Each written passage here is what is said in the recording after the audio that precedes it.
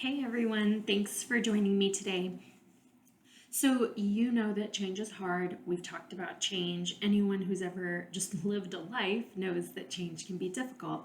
But I want to talk about an aspect of change today that we have a little bit more control over than we think. So, I have conversations with people regularly about, something that's going on in their life that they're unhappy with or that isn't going super well or it's a habit that they've had for a long time.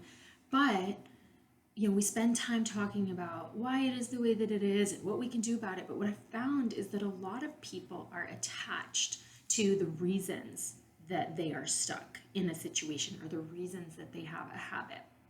And that stuck feeling is sometimes rooted in history, in the past. So you may have had a conversation like this with someone, but I have conversations where, someone will tell me, like, well, I've always been like that, or that's just always how I've handled that. That's how my parents taught me to do it. That's the kind of environment I was raised in. And, something along those lines, which basically is a reason or an explanation about why a certain person behaves the way they do or that they are used to doing things a certain way. And, there's a lot of truth to those situations. They're obviously rooted in the past, they're rooted in history, they're rooted in real experiences. And so they play a part in why someone is the way that they are. But I find that what we lack sometimes is the ability to challenge ourselves to realize that we can change those things. Some things, of course, we can't, not everything can be changed, but a lot of that stuff, a lot of those habits, a lot of those beliefs, a lot of those things that we hang on to from the past, we have control over that and we can change that. But unfortunately, I've found that a lot of people kind of identify the situation as it's because of this, or it's because I've always been like this, or it's because of how I was raised, and they stop right there. And they kind of see that as an obstacle. We can't move past this because this is just how it's always been.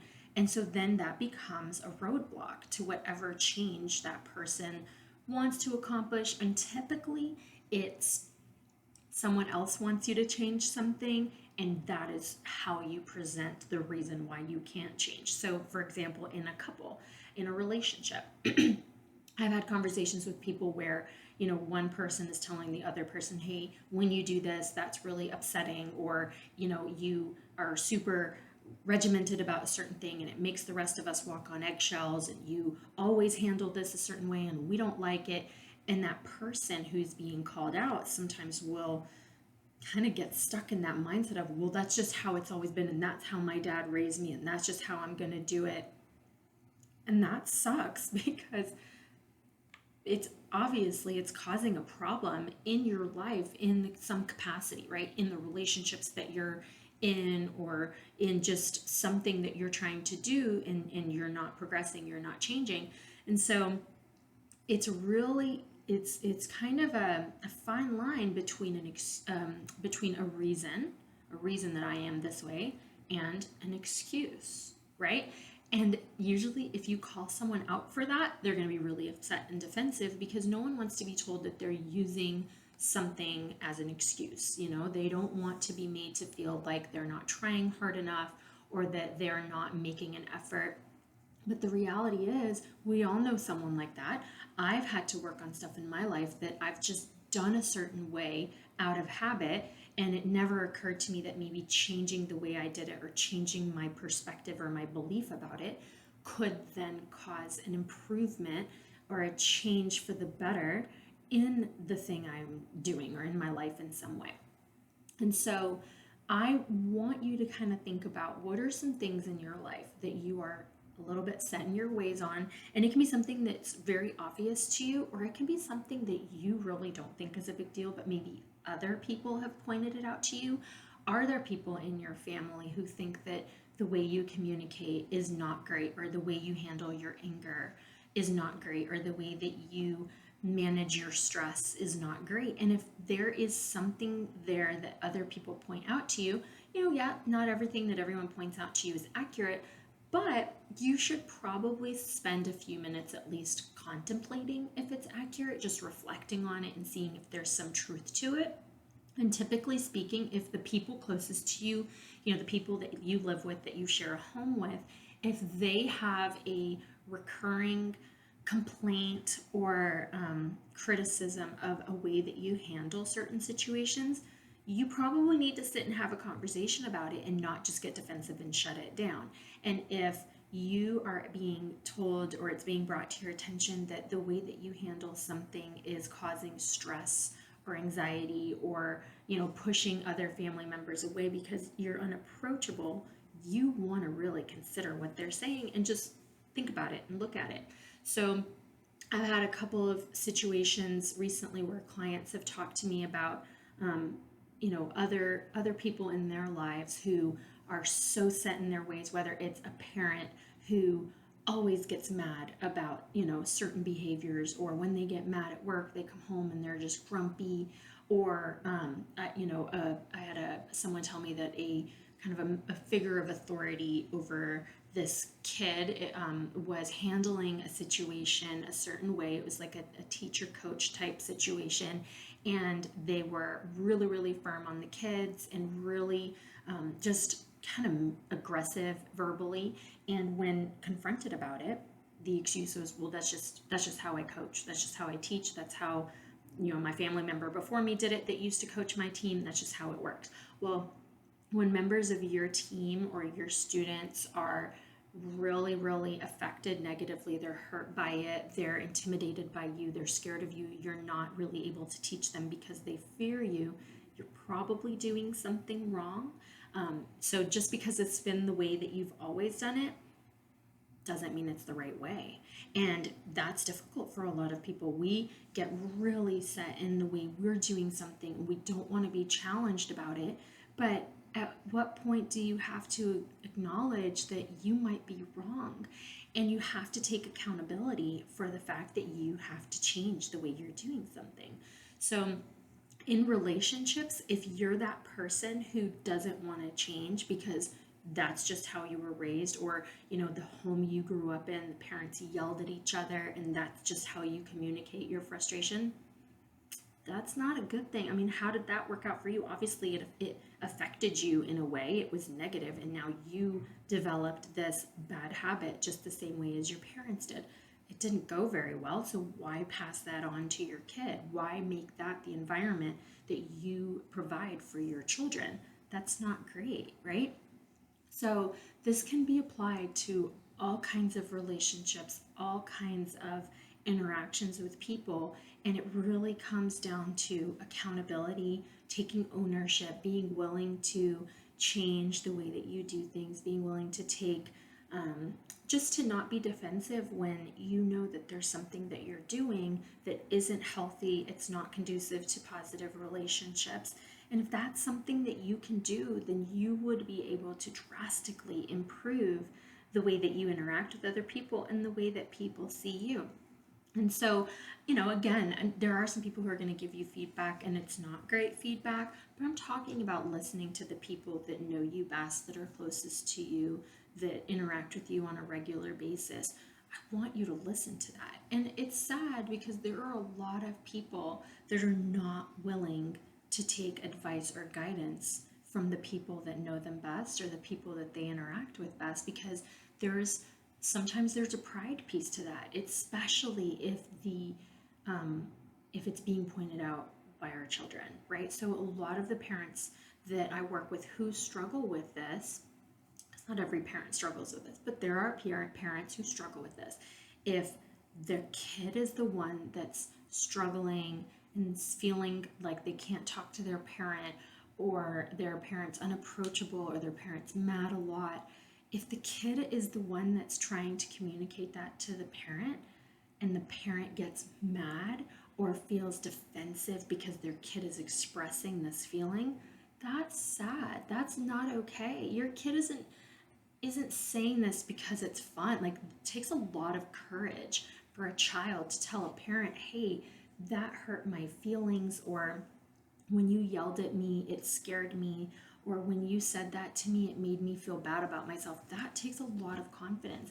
And it's tough because when I work with kids who are going through something like that, I try to empower them to speak up, to talk to their parents, to have the kind of relationship where they say, hey, mom, when you did that, that really hurt my feelings.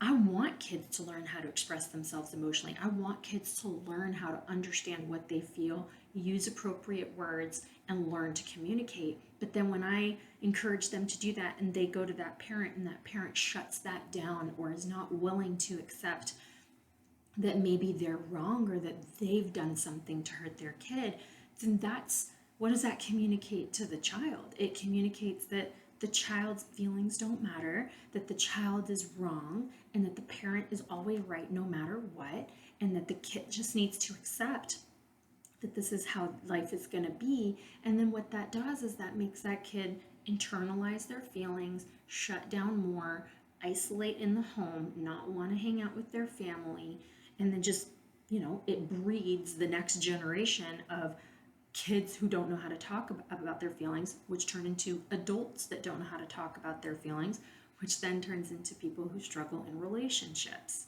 right? So it is very much a kind of a cycle that can transpire over time. And also, I think of why it is that we struggle to take guidance from others, from our kids, from our significant others. What is that? Is it pride?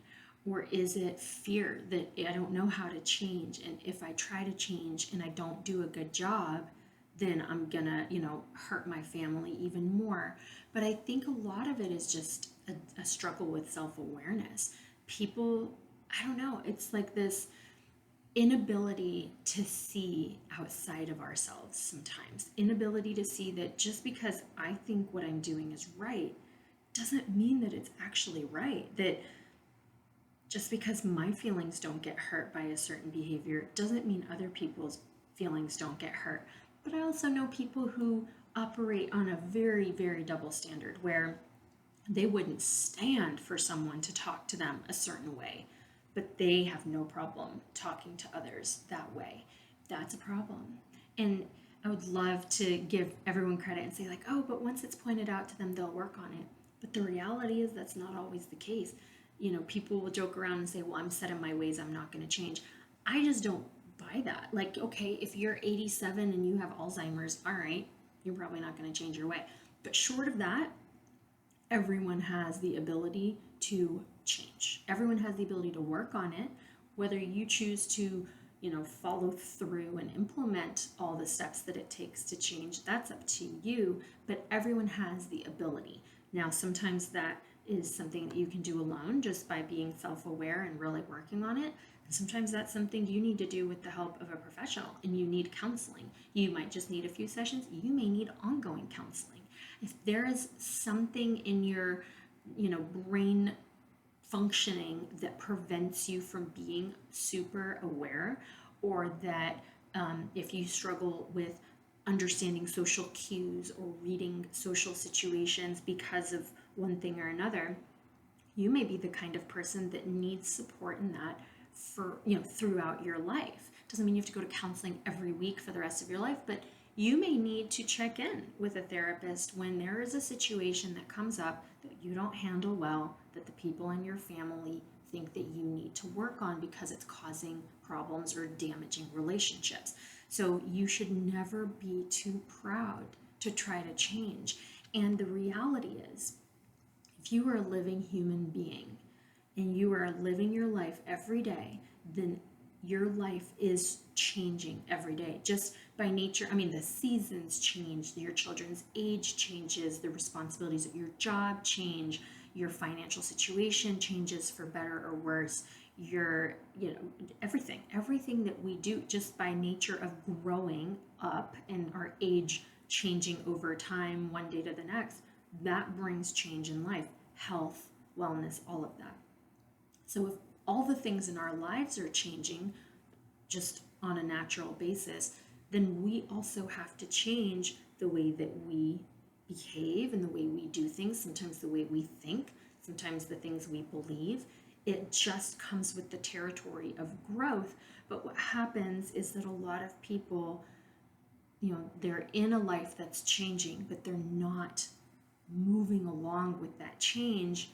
in the way that they behave, in the way that they treat people, in the way that they think and believe. And so then the people around you start outgrowing you and they start living a life that you no longer really fit in. And if they're trying to encourage you to come along and open your mind and change along with the time, and you resist that, then you might get left behind. And I'm not saying you need to jump on board with everything that everyone tells you to do. I'm just saying if everyone around you is telling you that the thing you're doing or the way you're handling yourself is not appropriate or it's hurtful, you have an obligation to the people in your life to try to grow.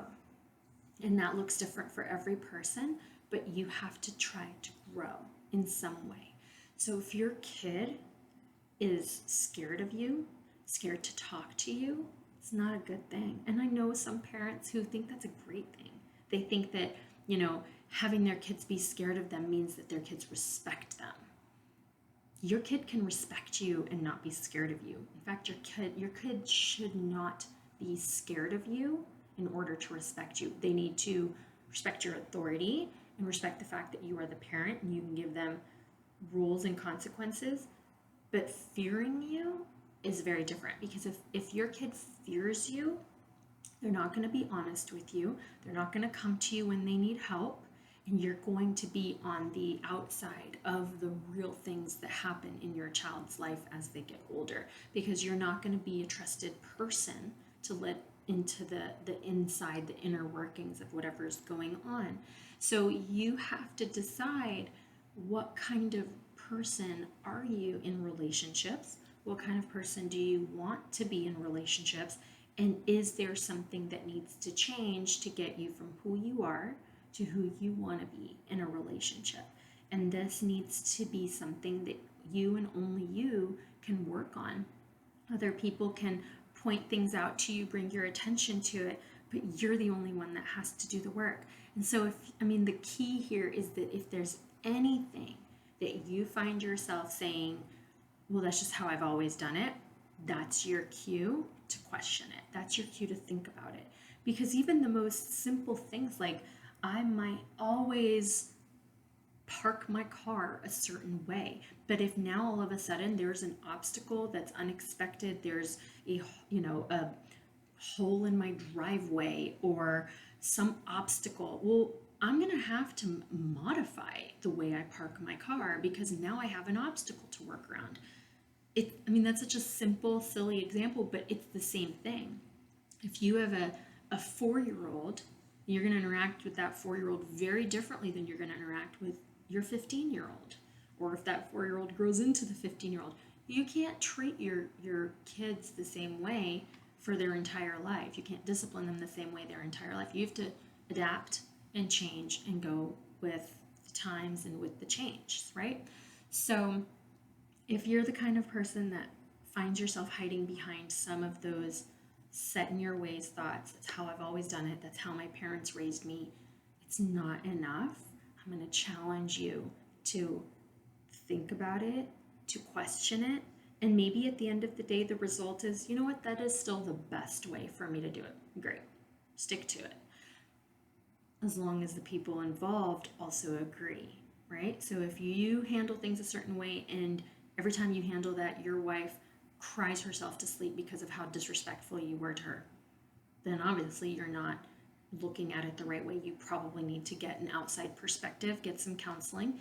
If even your therapist is telling you that's not healthy communication, then at what point do you have to put your pride aside and realize you're wrong, right? Please think about it, work on it.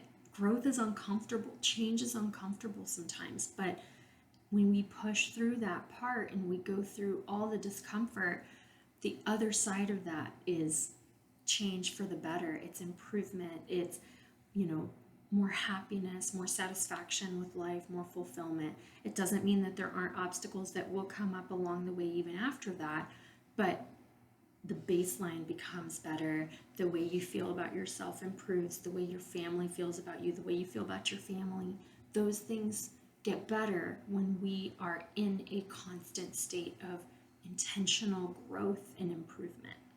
All right.